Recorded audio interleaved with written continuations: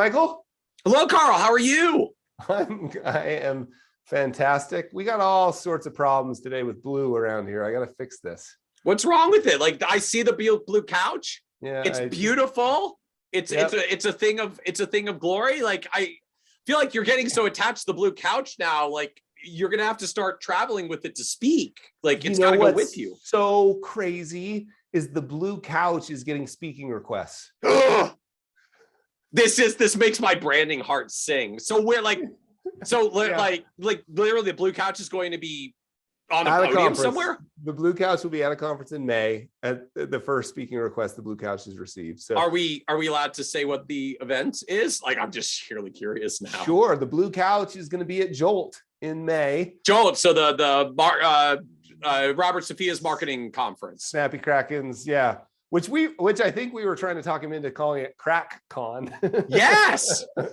Snappy Kraken has CrackCon as the conference. CrackCon. Absolutely. But anyway, the blue couch is making its first speaking appearance at I mean, literally, like, you're gonna like package it and ship the couch. Yeah, I'm driving the adventure truck down there. I'm gonna throw it in the back of the truck and take it with me, and we're gonna have it so that people can take pictures on it. We're gonna the goal was to get a bunch of pictures so we can troll you with it. That's the goal. Oh, fantastic. Because you're not having enough fun trolling me about weekend reading every Friday, every Saturday. I skipped the last 2 weekends. You did. For those who haven't seen, Carl likes to send out tweets with things like, I'm doing my weekend reading, and it's a picture of him on a hiking trail in nature. My favorite one was the page that said this page intentionally left blank and said weekend reading. Yeah. So all right, so I can't wait. So I guess anybody who's at Joel, like, make sure you get a picture of the blue couch and post it to Twitter so we can like celebrate in the trolling glory that apparently is coming my way. Yeah, for sure.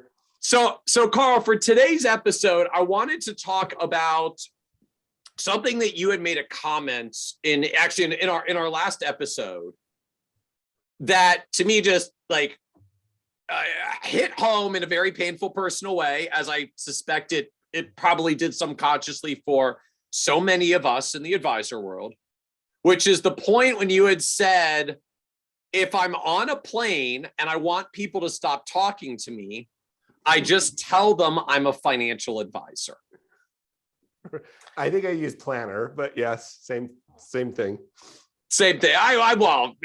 Same thing. All the people who value themselves being planners, not advisors, are like going to start sending you hate mail for having said same thing as far as the person sitting next to me is concerned. There you go. Who doesn't understand our industry? Exactly. And I just like we actually had someone separately send this question as well. Like, how do you introduce yourself if you're not going to say financial advisor? Because apparently that's like the bad word verboten term now, or just because so many consumers have so much existing baggage that has very negative connotations around the label financial advisor. I mean, indirectly, that's why we started saying financial advisor and trying to put that out there. Right? Just like, for better or worse, we may have to claim a new space. Like, I would love to recover the financial advisor label. I'm not sure we're going to manage to do that.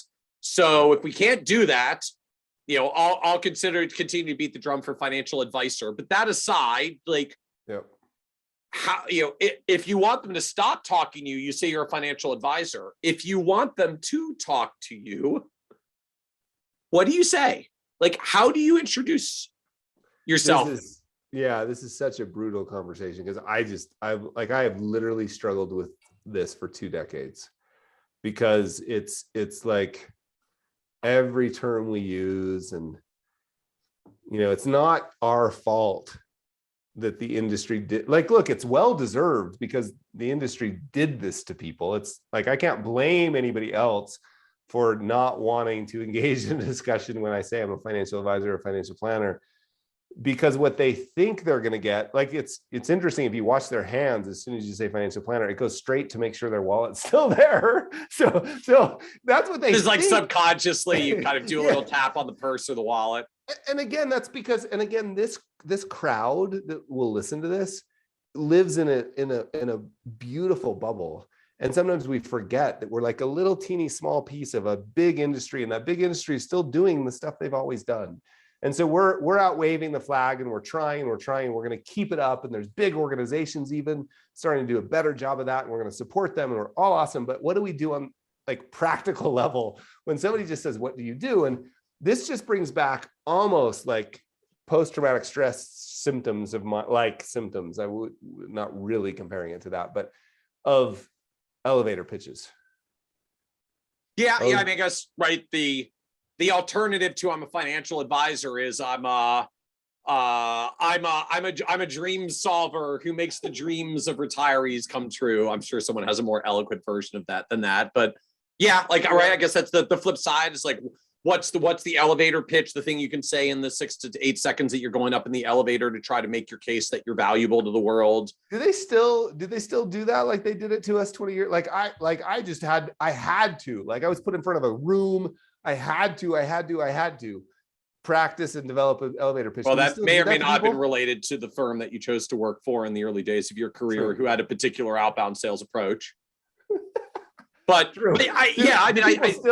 it's still out there. I mean, it's still out there at practice management conferences. I don't know a lot of people polish it and rehearse it maybe the way that you did in the past. But I think indirectly that's part of the point is for a lot of people, I know the elevator pitch didn't feel any better than the financial advisor label. Yeah. It felt fake or it felt canned, or a lot of us are just not witty enough to come up with like the super witty thing that you're supposed to say that makes someone say like, oh, tell me more. I'm fascinated by that witty statement. Like I'm not that witty.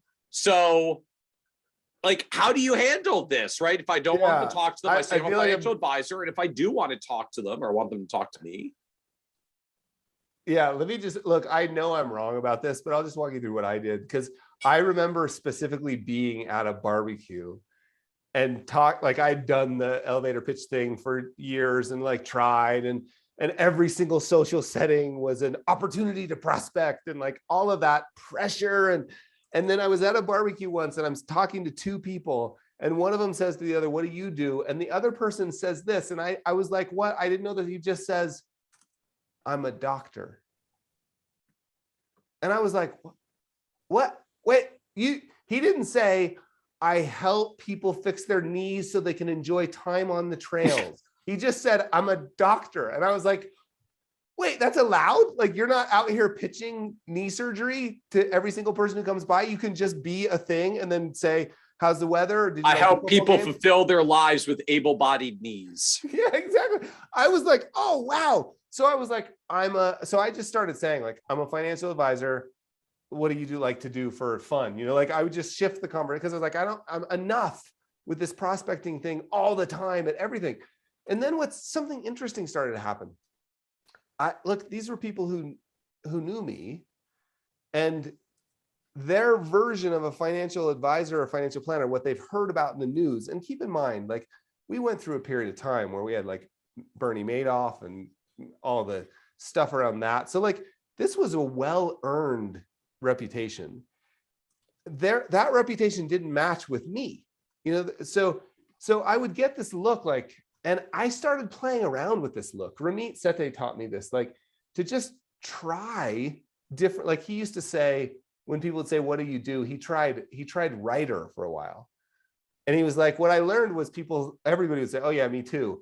And I'd have to say, no, like not in the basement, in your mom's basement, in your underwear. Like, I mean, like I'm an actual, so he changed. He noticed when he said author, people reacted different than writer. And so I was like, I started trying some of those games. I just tried experiments. So I would say, oh, I'm a financial advisor. And then I would wait for the look. Like, oh, is there any more chips? Like that look. And I'd say, but not like that. Like I would just practice, but not like that. Then, well, what do you mean? Like, I actually I know this sounds crazy, but I actually help people make smart decisions with money. And that's what we do. And so I would practice with those. I'm a financial planner, but not what you're thinking. And I just played a game with it. Now I have friends. I was having this exact conversation with a study group, and a guy named Justin King in the UK. And Justin's a gem of a person, like just a really good. So imagine this. I'm in my house in a Zoom conversation. My wife is working about 5 feet away. And I'm doing this whole, like, I don't know, self-deprecating thing. Like, and I'm only telling you this because I want to give you permission. If that's what works for you, turns out you could just be a doctor. Like, you don't have to think that the barbecue is a prospecting thing. If you're looking for another way, so I'm doing that whole thing. And Justin's like, hey, I have an idea. And Justin tells me what he says. Like, I help people make decisions to make work optional or something. It was really beautifully said. Part of it was the accent. Part of it's just that he's a lovely guy from the UK. My wife literally raises her hand over in the corner. She's like, I want to talk to that guy. So I'm clearly not the expert at this, but I think relieving the pressure valve, right? Look, you said it. There's nothing you can say. Yeah. That is like this magic thing. It's back to our earlier discussion about things have to happen in their lives and you have to be the person they think of. And so if you can just humbly, like a doctor, like I heard somebody say once they were an architect. They didn't say, I build beautiful spaces to make your family enjoy multi-generational love. They just said, I'm an architect. That's all I've got on this subject, right? Because turns out it's really hard. Like, how do you solve it? How do you solve, what do you do, answering the question, what do you do for a living? So I will say, like, it is definitely, it has definitely evolved for me as well. Part of that just literally like my role evolving, but also just, I don't know, what I find works or what I care about. So, early years, I started out life insurance company, and apparently I didn't have the quality of sales training that you did. So I didn't even get trained well in an elevator speech, and I sucked at it and it was horrible. And I failed out of that side of the business, which is why I left the prospecting side and spent like 8 years in employee jobs where I wouldn't have to do business development. That thing. And so just in practice, what that meant was my introduction kind of got defined, I guess I'll just call it like in employee context, the way a lot of us do in an employee role, which is like what do I do is like, it's my job title. So it's like, what do you do? Like, I'm a director of financial planning for a private wealth management firm. Like that was literally what I did. Like, I was director of financial planning for a private wealth management firm. And just like that carried me fine for years. Like, it at least didn't create the same kind of like people step back sort of thing that financial advisor sometimes does. It didn't create them to make a step forward, which was fine because I wasn't there to do business development because that wasn't my role at the time. And I didn't want to be doing business development. Like, I managed a team and was building a planning process. So it was lower stakes. I wasn't trying to sell anything. Let me ask you a question because it's really important right here. Okay, so you essentially said I'm a doctor, right? Like, I'm an architect, just like that's what it is. But you just said something. It didn't cause them to take a step forward, which is fine because that wasn't my role. Let me just ask you a question. You've seen a lot, right? You've talked to a lot of advisors, more than maybe anybody else. Have you ever seen something that you could have said that would cause them to take a step forward? Yes. I'm of course now I'm like blank on a good example of it. I have heard a few. They're almost always not, all right, anyone who wants to take the drink now. So they're almost always built around a niche. There it is. But because the ones that I've heard that work are really specific to the particular audience group they're trying to reach. I mean, like I'll butcher this, and often they're not even all that witty. It's just like I work with recent divorcees and I help them get their financial life back on track. Yeah, there's nothing terribly just something like that. Like it's not super witty. It's just literally like, the implicit thing is like, if you are a recent divorcee whose life is off track, or you have a friend who's a recent divorcee whose life is off track, like I help them get on track again. So it's just kind of saying out the value prop. It is super clear about who they work with. So, in essence, in that, like, one of three things happens in a couple of seconds. I am one of those, and I start talking to you. I know one of those. I'm like, oh, like my sister just got divorced. Like, I should introduce you because she's in a tough spot right now. Or it doesn't apply to them and they just move on. It's like, I'm a doctor. Like, just move on. And I find even doctors have the same thing. Like, Right. Yeah. Because a number of our family members are doctors. Like I've watched this. Like, what do you do? I'm a doctor. And people are like, oh, yeah, my elbow hurt. Right, Like right. they'll even start. I don't think they actually expect the doctor to like diagnose their elbow on the spot, but you still get this thing of like, you're a doctor. I have a thing that hurts. Like I should tell you about it for a moment and Yeah, possibly yeah. volunteer more personal information that's appropriate in this setting. But just like our brains start making those connections. So if you just say the thing, they'll make their own connection. I think the fundamental challenge when you just say something as generic as I'm a financial advisor is the only thing they can associate it with, like that doesn't solve a problem for them. At best, it just ties to an association of the last financial advisor they interacted with, which unfortunately, given the general breadth of our industry, was probably a below average experience, which is why they take a step back. So when you just get to something straightforward, like I help recent divorcees make the transition back to being on their own again, or something along those lines, right? I help optometrists who are getting ready to exit their practices to a private equity firm for, a shout out for our advisor friend who does that. Like one of the things, three things happens. I'm an optometrist who's about to exit. That sounds cool. My friend or family member is an optometrist. I should probably introduce you. Or like, oh, neat. I have no idea what that actually means. And they just move on. Like, Well, even that last one, to me, even that last one is like really interesting because it's also like I could find myself saying, even if I wasn't any of those things and I didn't know anybody, I could find myself saying, oh, that's interesting. Tell me how you do that. Yeah. So I love the who's it for and what does it do? Yeah. But and it's a lightweight work version of an elevator pitch. And maybe the people who have some of those refine them and focus them a little bit more. But like the point is not to draw someone in to be witty. The point is just like, here's what I do that's either interesting and useful for you, or someone for whom it's interesting or useful or not. And any of these things are okay. We're not in a high stakes sales situation. It's a cocktail party. Yeah, that's right. You're at a barbecue. So yeah, I think that to me, just relieving a bit of the other thing that's interesting here is, oh my gosh, how much easier does all of life get if you have a niche? Yeah. Right. Like everything becomes easier.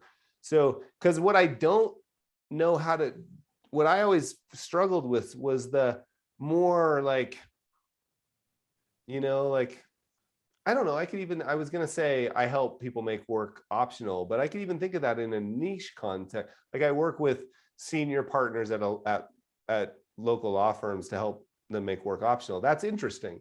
It's much better than I work with people to help make work optional. That's just is like, whoa, what is that? So that's where I always got in trouble, was when I heard these like fancy things. So I think for me, relieving the pressure, like there are no magic words, but if you want to find something interesting, like who's it for and what does it do is a really interesting model to take. Like I would think entrepreneurs, like if I were building another business, I've said this publicly 100 times, I would be focused on entrepreneurs with a successful exit, not because it's a good market, but because it's my market. Like, because I like those people. That's an interesting problem. And it'd be really interesting to say, look, I help entrepreneurs who have had a successful exit figure out what's next or plan for what's next, right? Like, and that doesn't feel super cheesy. And I could see somebody going, oh, that's interesting. What do you do? But yeah. Anyway, that's all I have to say about my favorite subject. Yeah. One and mine for me, just it has evolved over the years. Like I started with that same thing. Like just here's my job. Like I'm a director of financial planning for a private wealth management firm. I kind of like talking about nerdy money things. And some would either say like they make some connection because they're into money stuff too, or they wouldn't. We move on because it's cool. It's a cocktail party. Keep saying cocktail party. I don't go to cocktail parties. Barbecue is probably slightly better example. Then my career moved forward and suddenly I was a partner at the firm and I do have business development responsibilities and I felt more of that weight. And then the language started changing for me, at the time, and this was 10 years ago as that transition came, it like becoming partner was kind of like an upgrade in status essentially. And so I tried to upgrade my status. And I still like my instruction back then, like I'm a partner with a private wealth management firm here in the Baltimore, Washington area. So like I'm a partner, we do private wealth management. We're here in the Baltimore, Washington area. So like anybody in the greater metropolitan area, I got about 9 million people on the table now. Right. Like I was trying to define like I'm going to get it as quickly as I can. Like, I have status, here's what we do, and here's where we are. So if you want some private wealth management, like let's chat over there after that. Right. Like that.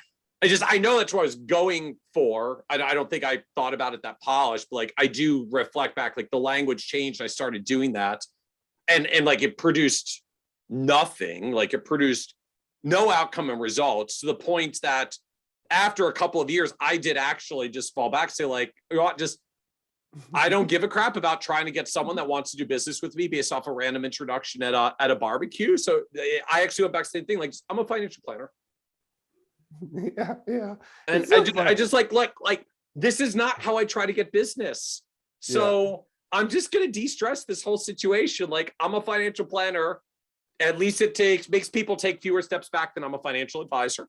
And I moved on.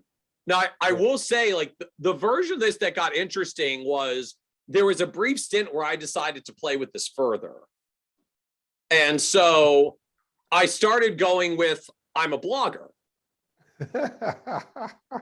Which, if you're ever curious, like basically ends the conversation pretty much as quickly as I'm a financial advisor, because people are conjuring up a lot of like typing in the basement sorts of things, as Ramit went through in saying he's a writer. But then I actually changed a little. I started saying I write a blog for financial advisors. Yeah. And even that, I have had a number of really cool conversations over the past couple of years from saying that. I've met career trends like, I'm actually thinking about like becoming a financial advisor. Like, I should check your thing out. What's your blog? What do you write about? I've had like, my brother is like trying to become an advisor. He's over there. Like, you should meet him if you do things in the financial advisor world. Like, I've had introductions come, and it's even just a version of the same thing as like, I help recent divorcees making a transition to independence, or whatever it is. The thing is, like, just, it defines a group. Like, I write a blog for financial advisors. If you are one, you tend to ask a follow-up question. If you know one, you tend to introduce. And if you don't, then you just move on, because it's barbecue. It's cool. But like, even just getting it down to that level, it's still another version of like, it's just about getting in, like, who you serve, like who you help. And they're either going to open a conversation or not. I'm not doing it to get blog readers. It's not a very efficient way to scale a blog, but like, it's fine, because this is not how I grow business and develop business. I have a lot of other marketing channels. Like, growth has been really good. It doesn't come through my introductions. So I'm just not even trying to make it happen. Yeah. So I write a blog for financial advisors. I love that. I love this subject just because I still struggle. Like, I literally don't know what to say today. It's gotten harder. Like, people now. And so I still do a version of that, which I'm just like, I almost roll my eyes. Like I did with a financial advisor, and it becomes obvious. And the people are like, what? I'm like, oh, this is just such a, like, do you have an hour? Do you want like the hour version, or do you want like, and my wife sometimes, even when she's involved in these conversations, she'll say something like, I'm so curious to see what he says today. Because like, is it, well, do you draw with a Sharpie? Do you write books? So I think, to me, at least for me, it was really valuable to relieve the pressure. And so I love the idea of getting clear with a niche, or a niche, as you would say. And relieving the pressure, realizing this isn't like what you've been told. If you're in one of those places where they've trained you that every single social interaction has to be a prospecting thing, like I wish I had my permission granted wand out. I just, like, not that you need permission from me, but we'll jointly grant you permission. Like, you don't have to do that anymore. Come up with other ways. Like, and I think once we relieve that, then it can just become a game. And hopefully some of these things have helped, Well, I think, to me, that's the biggest thing. And what at least took me a long time to adjust and get over as well, was we so got trained, at least our folks at our generation who came in when we did, like, we so got trained, you're supposed to have the elevator pitch that makes that, like, you explain what you do, and then people are intrigued and want to learn more, and you get them as prospects, and then they become clients, and you retire successfully. So you better get the introduction right in the elevator. Like, we put so much pressure on it. And I guess, to me, at a high level, like, just It's not how I get clients. So I don't give a crap about coming up with the magic thing to say at the barbecue that's going to make someone want to become a client. At best, if I want to go that route, I just want to get clear, like, here's the thing I do and who I serve. I write a blog for financial advisors, or I help recent divorcees make a transition. And like, they'll do it with it, what they're going to do with it. If they want to make an introduction or reach out or have a conversation, like just take it down a notch. Like, I guess if you truly have a gift at uncovering these conversations, like coming up with the witty elevator thing and uncovering the conversations, like, more power to you. You probably stopped listening to this podcast like 20 minutes ago if that was you. But you know, if you do that, more power to you. For all the rest of us, like, I think you framed it well, Carl, with the one, like, just, you know what? It's totally cool to have a not witty, interesting thing to say, and just get your clients some other way that doesn't involve trying to turn barbecue into random introductions into multimillionaire clients. There are other ways to do it. I would even suggest there are probably better other ways to do it. Maybe. So it's okay. Just like take it down a notch and prospect some other way. For sure. And then there's that last category of people that just never talk to strangers.